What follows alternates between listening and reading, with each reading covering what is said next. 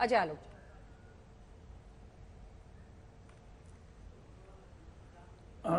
देखिए अंजना जी, बड़ी अजीब सी बात है। स्वाभाविक है कि राजनीति में रहने वाला हर कोई चाहता है कि सत्ता में पहुंचे, प्रधानमंत्री पद तक पहुंचे। उस पे एक शेर है थोड़ा सा कि बड़ी हसरत से अपने आंखों में दीदारे यार लिए, बन के पागल हम तेरी गलियों में घुमा करते हैं।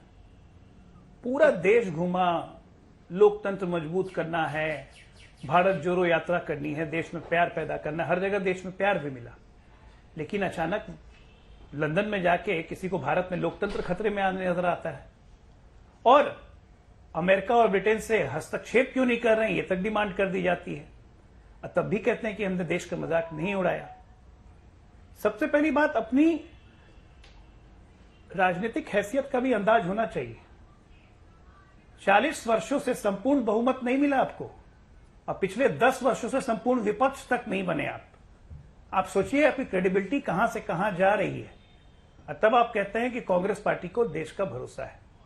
और इस तरह की हरकतें अगर आप करते हैं जो आम जनमानस को प्रभावित करता है, तो ये कहीं से शोभनीय नहीं है, इसमें कोई शक नहीं है। मुझे लगता है राहुल गांधी को डिफेंड करने की जगह कांग्रेस पार्टी को राहुल गांधी को कोसना चाहिए कि कांग्रेस पार्टी को फिर से उस दोराहे पे लाके खड़ा कर दिया जहां 24 की राहें और मुश्किल हो जाएंगी। टीएमसी के मित्र हमारे कह रहे थे कि हम अपने जिम्मेदारियों का निर्वाह करते हैं। क्या जिम्मेदारियों का निर्वाह करना यही है कि 200 करोड़ रुपया घर में पकड़ा जाए गुलाबी गड्डियों के साथ, उसके बाद जिम्मेदारियों का निर्वहन करना होता है? वो कह रहे थे कि प्रधानमंत्री बोल रहे थे कि देशवासी कोसता है, प्रधानमंत्री बोल रहे थे कि क्यों मैं भारत में पैदा हो गया। हां, सही बात है। 2014 के पहले 10 साल से जो देश में हुआ था, उससे हर भारतवासी शर्मिंदगी से डूबा हुआ था 9 से 14 के बीच में, कि जब देखो तो भारत में 2G, 3G, 4G, जीजा जी ये घोटाला वो घोटाला, हम अपने पैसे इन्वेस्ट करें तो कैसे करें। एक अनसर्टेनिटी का माहौल आप लोगों ने बना दिया था, चाहे वो निवेशकों के प्रति, चाहे वहां रहने वाले भारतीयों के प्रति।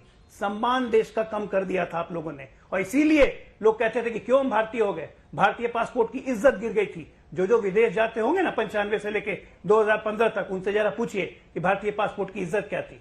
पहली बार तो पासपोर्ट की इज्जत लौटी वाजपेयी जी के समय से, और उसका भी बेड़ा गर्क आप लोगों ने किया। इसीलिए भारतीय जो विदेश में रहते थे ये कहते थे। उस बात को ट्विस्ट करने की कोशिश मत कीजिए। सच्चाई यही है, आपके घोटालों ने और आपके कर्मों ने देश का नाम नीचे किया है। आज 14 के बाद से आप लोग को दिक्कत क्या है? आप लोग को प्रगति से दिक्कत है या प्रगति की रफ्तार से दिक्कत है? कहते हैं कि ईडी सीबीआई हर एक विरोधी के यहां लगा देते हैं। अरे क्यों नहीं लगाएंगे? कोई सरकार जाने का खतरा नहीं है, ना ही सरकार बचाने का खतरा है, ना ही सत्ता पक्ष में रहने का मोह है।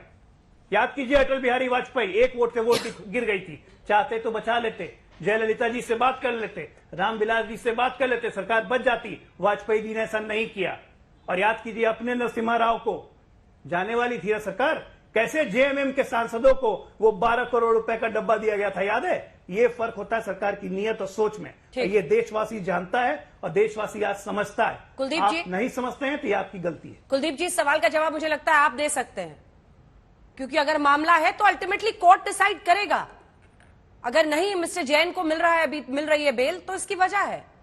अब ये मामला इस तरह से, इसको पार्लियामेंट में आप लोग इशू बना लें, ईडी सीबीआई की रेड की वजह से पार्लियामेंट ना चलेगी, ये कहां तक जस्टिफाइड है? अंजना जी, एक बड़े अच्छा शेर है मोदी आज जी तो के मुझे लिए, लगता है कि मैं तुमसे पहले जो यहाँ शख्स तख्ते नशी था, उसे भी अपने खुदा होने पे इतना यकीन था। तो आज मोदी जी को यकीन है कि खुदा है, लेकिन वो खुदा नहीं है।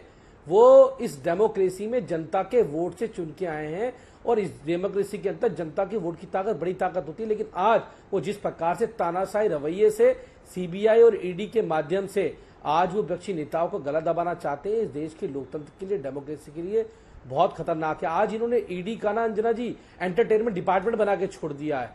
आज इन्होंने सीबीआई का सेंट्रल भाजपा इन्वेस्टिगेशन बना के छोड़ दिया है। ये किस प्रकार से उनका दुरुपयोग कर रहे हैं। ऑपरेशन लोटस चलाने के लिए, सरकारें गिराने के लिए ईडी सीबीआई का प्रयोग किया जाता है। ईडी मतलब कोई व्यक्ति अगर शिक्षा में अच्छा काम करे, एजुकेशन में अच्छा काम करे, गरीब के बच्चे को अच्छी एजुकेशन दे, तो उन मनीष सिसोदिया को उठा के जेल में डालने का काम करते हैं। लेकिन चैनल पे आके बताने का काम नहीं करते ना सुधांशु जी और इनके प्रवक्ता कि आपको पिछले 6 महीने में उनके घर से, उनके परिवार से क्या मिला, उस जांच में आपको क्या मिला, ये बताने की बात नहीं करते। और ये अभी ये बात करें 2G 3G और जीजा जी की, मैं कहता हूं 2G 3G और जीजा जी से ही बड़ा इनका जो स्कैम हो चुका है वो आज अडानी जी का स्कैम हो चुका है। और ये सरकार अडानी जी पर बोलने के लिए तैयार नहीं है, प्रधानमंत्री जी बोलने के लिए तैयार नहीं है। जैसे अडानी का नाम आता है इनके मुंह में टेप लग जाती है। चाहे कोल घोटाले की बात करें, चाहे खदाने देने की बात करें, चाहे LIC की बात करें, सब कुछ अडानी को दे दिया, एयरपोर्ट दे दिए, सब कुछ A to Z चीजें आज अडानी को दी गई हैं। और आज गरीब के जो एक गरीब आदमी जो 4,000 रुपए, 5,000 रुपए, 10,000 रुपए महीने की बचत करता है, वो अपने बच्चों के लिए LIC में पैसा जोड़ता है और उसके पैसे को खाने का काम आज मोदी जी ने उनके साथ मिलकर किया है। ये बता नहीं रहे कि वो मुंह बोले भाई हैं इनके, इतने बड़े मुंह बोले भाई बना लिया कि देश की सारी धन संपदा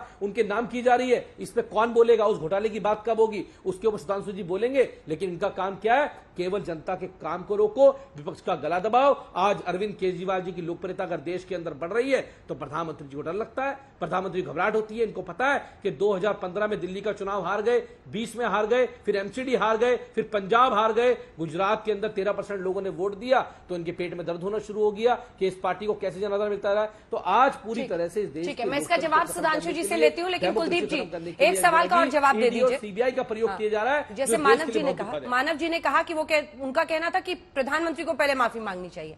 आपकी पार्टी का क्या स्टैंड है राहुल गांधी की माफी की मांग पर जो सुधांशु जी की पार्टी कर रही है?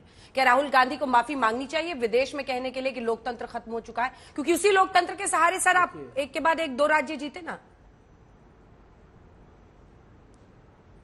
अंजना जी देखिए, उसका जवाब तो जो कांग्रेस के प्रवक्ता वो देंगे, लेकिन मैं इतना जरूर कह सकता हूं कि जो वादे देश के लोगों से किए थे, जिनको कह के मुकर गए और केवल एक व्यक्ति को फायदा पहुंचाने की बात की, वो कहते थे गरीब आदमी को हवाई जहाज में सफर कराऊंगा, लेकिन आज अडानी के हवाई जहाज में बैठ के मोदी जी सफर करने का काम कर रहे हैं। ये देश सब याद रखेगा। उन्होंने कहा था कि 45 रुपए लीटर पेट्रोल दूंगा, 2 करोड़ रोजगार दूंगा, वो आज देने का काम नहीं किया। उन्होंने कहा था सब याद रखा जाएगा, हर गरीब आदमी को घर देने का काम होगा, लेकिन किसी को मिला नहीं। ये देश सब याद रखेगा, कुछ नहीं भूलेगा अंजना जी। और सबका जवाब ये देश देगा, क्योंकि जनता से बड़ा कोई नहीं है। मैंने पहले कहा बड़े बड़े तानाशाह हैं और चले गए, ये भी जरूर जाएंगे, अंत जरूर होगा तानाशाही का। सुधांशु जी